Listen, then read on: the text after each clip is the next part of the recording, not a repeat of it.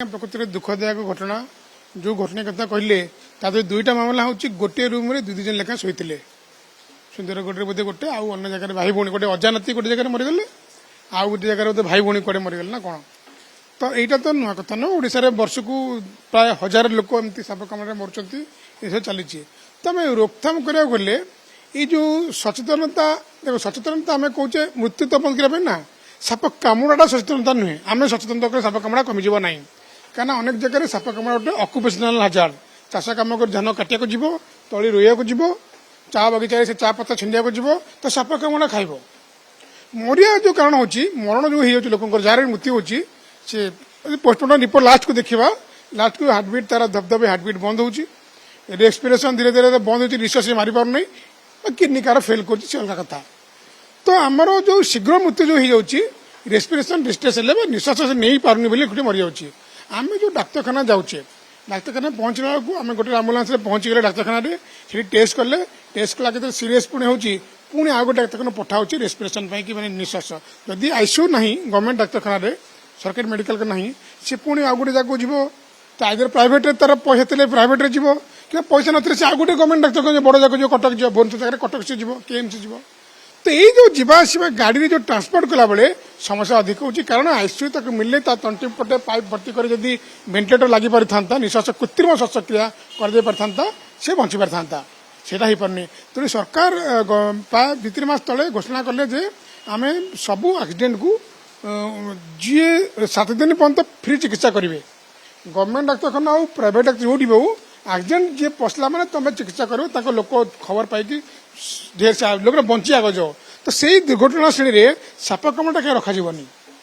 सरकार पैसा दौरान आयुष्मान कार्ड जरिया हो आंटीवेनम दो सरकार आंटीवेनम दूसरी मागणा तो लोक पाँच लोक प्रिफर से करते गवर्नमेंट डाक्तखाना कारण आंटीवेनमटा दामिका इंजेक्शन हेल्ले मागणा तक मिले आ चिकित्सा भी हुए आ सब टेस्ट भी मागणा हुए तो आम यदि गवर्नमेंट डाक्तखाना प्राइवेट डाक्तखाना फ्री कर दियंते सरकार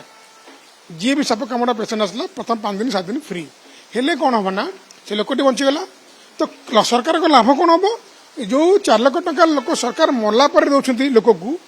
एवं यदि 50,000 कि 60,000 कि लक्षे टका भी खर्च करदे ये 5 दिन चिकित्सा दे से लोकटा बंचीगला सरकार जो 4 लाख टका क्षतिपूर्ण दौरान माइनस कर लक्षे टका बंचार खर्च करते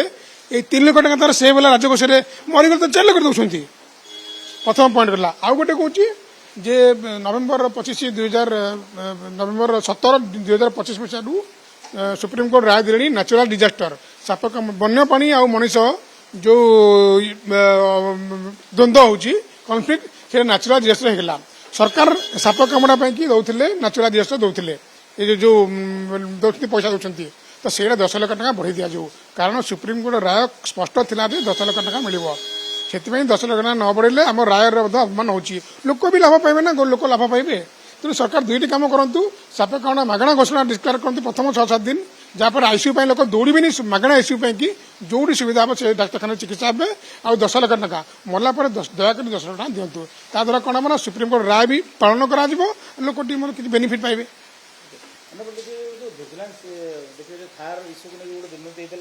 घटना घटी से घटना भिजिलांस इनक्वारी करूँ कौन लगुच आपको भिजिलांस इनक्वारी कले किसी जो जहाँ दुर्नीति सामना को आसो देखो ये थर दिन घटनाटा को सरकार भिजिलांस को देले यहाँ भल कथा आम खुशी व्यक्त करूँ सरकार को धन्यवाद दौचु माननीय मंत्री को मुख्यमंत्री को देखु दुर्नीति तदंत करूना भिजिलांस कारण ऑलरेडी सीएजी रिपोर्ट रे लिखी 28.45 कोटी 28 लाख 28 कोटी 5 टका दुर्नीति होती सीएजी कही सारी तेणु दुर्नीति तदंत नुहे दुर्नीति हो सारी सीएजी कहला सीएजी ऊपर नुह भिजिलांस स्टेट गवर्नमेंट नुहे दुर्नीति होती सीएजी कही सारी दुर्नीति किए कर तदंत कर भिजिलांस कौ अफसर थे किए साइन करते किए फाइल डील करते चीफ एलएम से किए थे एसआरसी को एसआरसी केमती क्षमता बाहर को जाकि साइन अप्रूव कले एवं जो अफसर थे चीफ एलएम ऑफिस जो अफसर डीलिंग करते से केमती डीलिंग कले से तो मैंने किए किए इनवल्व अच्छी से भिजिलांस तदंत कर दुर्नीति हवा कथा अलरेडी सी कही सारी एक्शन नापी लिखि सारी सरकार क्या विरुद्ध एक्शन ने से तदंत चलती तेणु निहती हवा दरकार आम ସ୍ୱାଗତ କରୁଛୁ, ସରକାରଙ୍କୁ ଧନ୍ୟବାଦ ଦେଉଛୁ। ସରକାର ଯୋଉମାନେ ଦୁର୍ନୀତି କରିଥିଲେ ତାଙ୍କୁ ଦଣ୍ଡ ବି ଦିଅନ୍ତୁ। ଏଇ ଟଙ୍କା ଯୋଉ ବେଆଇନ ଖର୍ଚ୍ଚ କରାଯାଇଛି ତାଙ୍କର ଦରମା କରନ୍ତୁ ବା କେମିତି କଣ କ୍ଷତିପୂରଣ ମଧ୍ୟ ଆଦାୟ କରି ସରକାରୀ ତହବିଲ ରାଜସ୍ୱରେ ଜମା କରନ୍ତୁ।